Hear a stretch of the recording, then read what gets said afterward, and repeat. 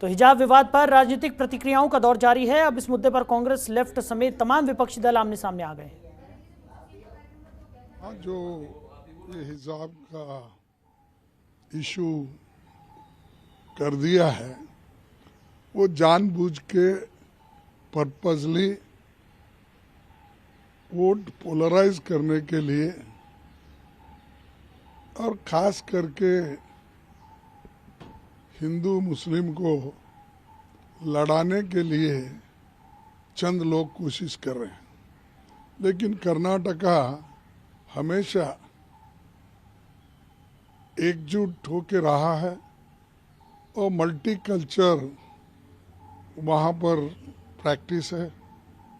लेकिन ये जो स्कूल में ऐसी चीज़ें लाके स्कूल बंद करवाना और बच्चों के दिमाग पे असर गिरता है, ऐसी चीज़ें वहाँ पर उनको कहने से कि तुम ये करो, तुम ये मत करो, जो रूल्स होते हैं वो सबके लिए होते, अब तक तो सभी लोग फॉलो करते आए।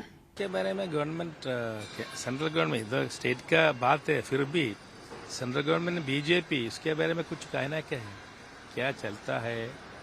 क्या सबके साथ सबका विकास? प्रधानमंत्री जी वन तरफ बोलते हैं, एक ही तरफ, दूसरा तरफ इस हेट स्पीच होता है, ये सब कुछ होता है।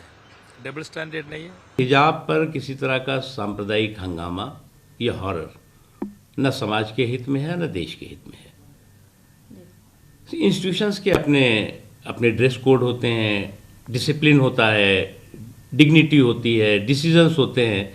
अब इंस्टीट्यूशंस के ड्रेस कोड पर, डिसिप्लिन पर, डिग्निटी के डिसीजन पर अगर आप जो है वो कम्युनल तड़का लगाएंगे और कम्युनल कील ठोकेंगे तो मुझे लगता है कि ये देश के हित में नहीं है और किसी भी समाज के हित में नहीं है।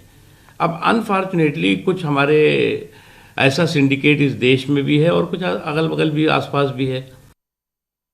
तो खबर पर ज्यादा जानकारी के साथ हमारी सहयोगी ममता चतुर्वेदी लगातार हमारे साथ बनी हुई है। ममता, क्या कुछ निकलकर सामने आ रहा है? जिस तरीके से कर्नाटक में जो हिजाब मामला है वो लगातार तूल पकड़ता हुआ नजर आ रहा है और तमाम राजनीतिक दल भी अब इस लड़ाई में उतरते हुए नजर आ रहे हैं। एक के बाद एक प्रतिक्रियाएं निकलकर सामने आ रही हैं, एक दूसरे पर आरोप प्रत्यारोप भी यहाँ पर लगाए जा रहे हैं। जी बिल्कुल, देखिए हिजाब का मामला जिस तरीके से सामने आया है, इसको लेकर कांग्रेस और भारतीय जनता पार्टी में आरोप प्रत्यारोप भी शुरू हो गया है। बीजेपी के वरिष्ठ नेता हैं गिरिराज सिंह, जो केंद्र में मंत्री भी हैं, उन्होंने कहा कि गजवाए हिंद का इसमें पूरा हाथ है हिजाब को लेकर बवाल मचाने में। उन्होंने कहा सांप्रदायिक जो सौहार्दता है उसको बिगाड़ने की कोशिश की जा रही है। कांग्रेस की तरफ से ये कहा गया कि जानबूझकर कर्नाटक में इस तरीके का मामला शुरू किया गया है क्योंकि उत्तर प्रदेश में विधानसभा चुनाव है और इस बार भारतीय जनता पार्टी यूपी में हिंदू मुसलमान नहीं कर पा रही है, तो इसलिए उसने कर्नाटक में जहां पर बीजेपी की ही सत्ता है वहां से शुरुआत करके ये जो सांप्रदायिक रंग है ये यूपी तक लाना चाहती है। तो कहीं ना कहीं आरोप प्रत्यारोप का जो सिलसिला है वो लगातार जारी है इस पूरे मामले को लेकर, कांग्रेस बीजेपी पर और बीजेपी कांग्रेस पर।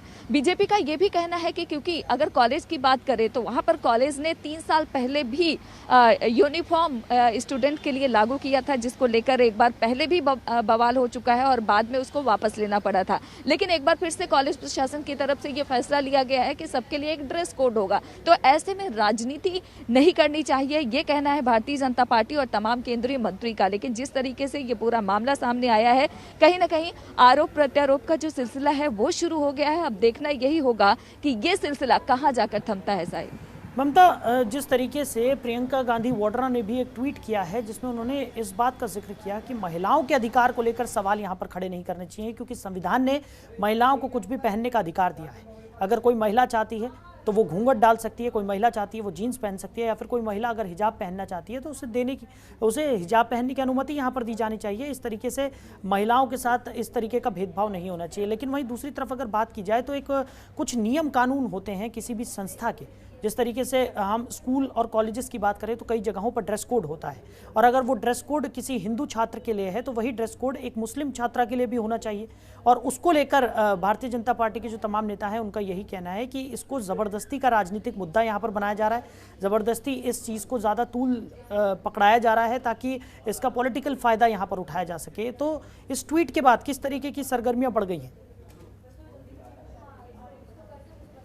जी बिल्कुल, प्रियंका गांधी ने सवाल खड़े किए हैं और उनका साफ तौर पर इशारों में कहने का मतलब यही है कि ये सब जानबूझकर किया जा रहा है और सबको स्वतंत्रता है कि कौन महिला क्या पहनती है, पूरे तरीके से स्वतंत्र है।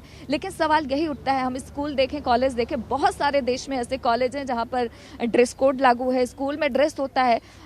वजह यही है कि सबको समानता भाव से सब समान खुद को महसूस करें, ऊंचा नीचा खुद को कोई समझे नहीं, इसलिए ड्रेस कोड लागू होता है कि सब एक जैसे पहने, एक जैसी पढ़ाई होगी समानता भाव से।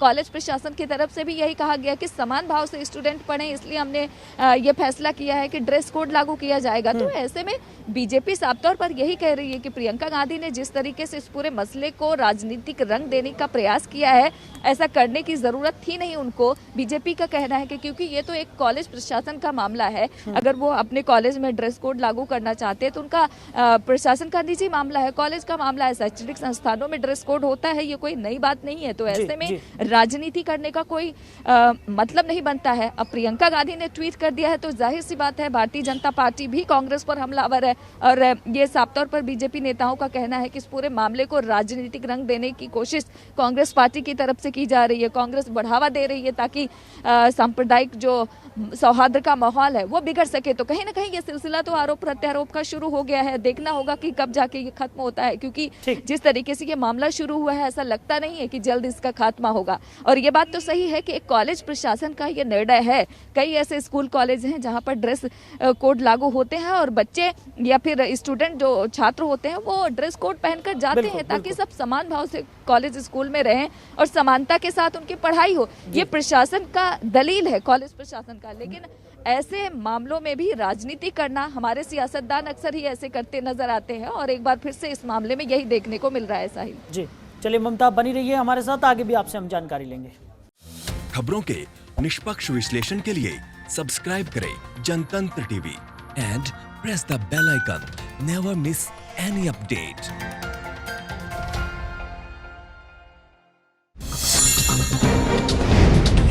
डाउनलोड कीजिए जनतंत्र टीवी ऐप को, जो कि अवेलेबल है गूगल प्ले और ऐप स्टोर पर।